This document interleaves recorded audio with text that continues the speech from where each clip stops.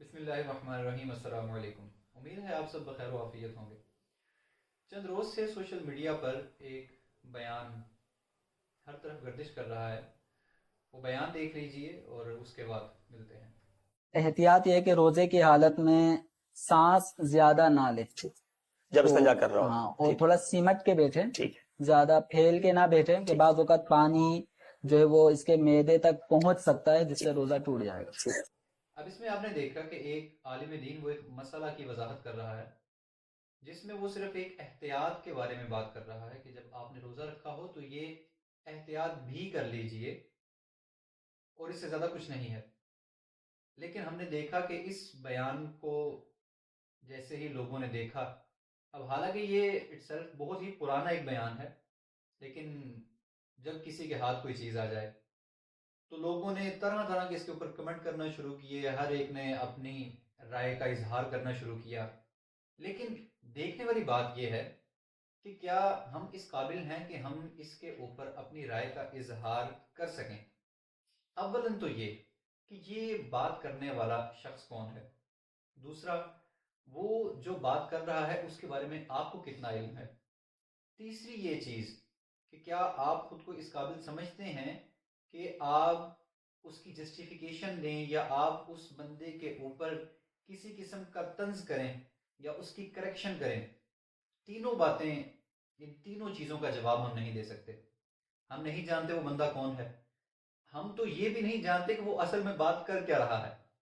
ہم نے صرف اتنی سی بات سنی کہ جس میں اس نے کہا کہ سانس روک لیں اور پانی زیادہ استعمال نہ کریں، اور حیرت ہوئی مجھے ان لوگوں پر کہ یہاں تک لوگوں نے کہا کہ دنیا چاند پر پہنچ گئی ہے اور ہمارا ابھی تک استنجا کرنے کا مسئلہ حل نہیں ہوا۔ انتہائی شرمناک بات ہے۔ اب آپ کی معلومات میں اضافہ کرنے کے لیے میں یہ بتاتا چلوں کہ یہ وہ مسائل ہیں جو فقہ کی کتابوں کے اندر درج ہیں، اور یہ ایک احتیاط والا مسئلہ ہے۔ کسی نے اگر بہت زیادہ احتیاط کرنی ہو تو وہ اس مسئلہ پر بھی غور کر سکتا ہے، لیکن ہم عالم دین بھی نہیں، اور میں اپنے آپ کو اس قابل بالکل نہیں سمجھتا کہ میں اس کے اوپر کوئی طنز کروں یا عالم دین کی اصلاح کروں کہ جی آپ نے کیا مسئلہ بیان کر دیا، کیونکہ میرے پاس اس چیز کا علم نہیں ہے۔ تو ضرورت اب اس بات کی ہے کہ ہم پہلے اس چیز کو دیکھیں، اس کو پرکھیں، اس کے اوپر۔ اب تو انٹرنیٹ کا دور ہے، آپ انٹرنیٹ کے اوپر جائیں، گوگل کے اوپر سرچ کریں اس مسئلہ کے اوپر کیا کیا آپ کو دلائل اور ثبوت مل سکتے ہیں، اس کے بعد دیکھیے، اور ہو سکتا ہے کہ یقیناً اس چیز کا اثر یہی پڑے گا کہ آپ خود کو سمجھ جائیں گے کہ آپ ہی غلط تھے۔ کیونکہ دیکھیں، اگر آپ کو ایک چیز کا علم ہی نہیں ہے تو آپ اس کے اوپر اس چیز کو پوائنٹ آؤٹ کیسے کر سکتے ہیں؟ اور یہ آج کا مسئلہ نہیں، کافی عرصہ سے ہم نے دیکھا ہے کہ جب بھی کسی عالم دین کی بالخصوص کوئی ایسی سٹیٹمنٹ آتی ہے جس میں کوئی ایسے مسئلہ کی وہ وضاحت کر رہا ہوتا ہے تو ایک طوفان بدتمیزی برپا ہو جاتا ہے، لوگ اپنی آراء کا اظہار کرنا شروع کر دیتے ہیں اور وہ اچھی خاصی توہین آمیز گفتگو بھی کرتے ہیں۔ لیکن ہمیں یہ نہیں پتا کہ وہ جو عالم دین ہے اس نے جو علم حاصل کیا ہے وہ کس طریقے سے حاصل کیا ہے۔ 8 سے 10 سال کا عرصہ کم از کم ایک عالم دین وہ صرف کرتا ہے تاکہ علم دین سیکھے، اور پھر جو مفتیان کرام ہیں وہ اس سے بھی آگے پھر 2 2 3 3 سال پھر وہ اسپیشلائزیشن اس کے اندر کرتے ہیں، اور پھر ان کا جو مطالعہ ہے، ان کی جو سٹڈی ہے وہ تو ہماری سوچ سے بھی پرے ہے۔ ہم ان لوگوں کو ٹارگٹ کیوں کر رہے ہیں؟ کیا ہمارے دلوں میں اتنی شدید نفرت ہے کہ ہم کسی کا بولنا بھی، کسی کا ہلکا سا اپنے رستے سے ہٹ جانا بھی وہ ہمیں برداشت نہیں ہوتا، اور ہم ان لوگوں پر طنز کرنا شروع کر دیتے ہیں؟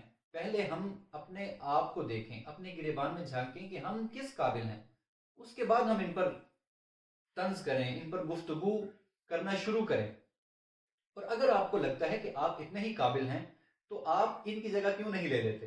اور ہم نے یہ پچھلے عرصہ میں دیکھا ہے کہ جن لوگوں نے ان کی جگہ لینا شروع کی ہے وہ ٹی ویوں پر آ کر بیٹھ چکے ہیں، وہ رمضان ٹرانسمیشن چلا رہے ہیں، اور سارا سال بے حیائیوں کا ارتکاب کرنے کے بعد اس مہینے میں وہ ہمیں دین سکھانے لگ جاتے ہیں۔ تو اب ذکر ضرورت اس امر کی ہے کہ پہلے ہم خود دین کے قریب ہوں، دین کے مسائل کو سمجھیں، فقہ کو سمجھیں، حدیث کو سمجھیں، قرآن کو سمجھیں، سنت کو سمجھیں. اس کے بعد پھر اگر ہمیں کسی کی کوئی چیز ایسی سمجھ آئے کہ شاید یہ اس چیز کو جسٹیفائی نہیں کر رہا، تو خود اس کے اوپر تھوڑی سی ریسرچ تو کریں، اس کو تھوڑا سا انالیسس تو کریں. لیکن ہم ڈائریکٹ پہنچ جاتے ہیں کنکلوژن کے اوپر کہ بھئی آپ نے یہ بات کی ہے، یہ تو بات ایسے ہے ہی نہیں، ایسے ہو ہی نہیں سکتی. تو کائنڈلی اس بیہیویئر کو تھوڑا سا چینج کرنے کی ضرورت ہے. اور یہی وہ وجہ ہے کہ آہستہ آہستہ پہلے ہم ان لوگوں سے نفرت شروع کرتے ہیں، ان علماء سے، اور پھر آہستہ آہستہ ہم دین اسلام سے دور ہو جاتے ہیں. ہم مسائل کو سمجھتے ہی نہیں، اور پھر ہم حقیقت میں تو جو عقائد ہیں ان سے بھی پیچھے ہو جاتے ہیں، ہمیں پتہ ہی نہیں ہوتا. اس کی وجہ یہ ہے کہ ہمارا ریسرچ کا جو ایک ذہن ہوتا ہے وہ تو ہے ہی نہیں. ہم ریسرچ کرتے ہی نہیں، ہم اس طرف جاتے ہی نہیں کہ تھوڑی سی اسٹڈی تو کریں اسلام کے بارے میں.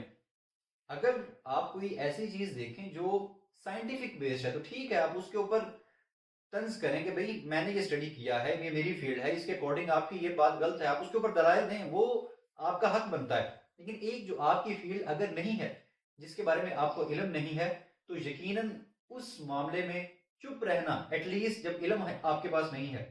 لیکن اگر آپ کے پاس علم ہو اور آپ سمجھیں کہ میرا علم اس چیز کو جسٹیفائی کرتا ہے کہ میں اس شخص کے اوپر جو ہے وہ طنز کروں یا اعتراض کروں یا اس غلط سٹیٹمنٹ کا جواب دوں، تو یقیناً پھر آپ کو کرنا چاہیے. آج کی اس ویڈیو بنانے کا مقصد صرف یہ ہے کہ ہم اپنے بیہیویئر کے اندر یہ تھوڑی سی چینجنگ لائیں اور بلا وجہ کا طنز ہم اس سے باز آ جائیں. امید ہے کہ میری بات کسی کو بری نہیں لگی ہوگی. اگر پھر بھی میری بات کسی کو بری لگی ہو تو میں تہہ دل سے معذرت خواہ ہوں. اسی کے ساتھ مجھے اجازت دیجیے. اللہ حافظ.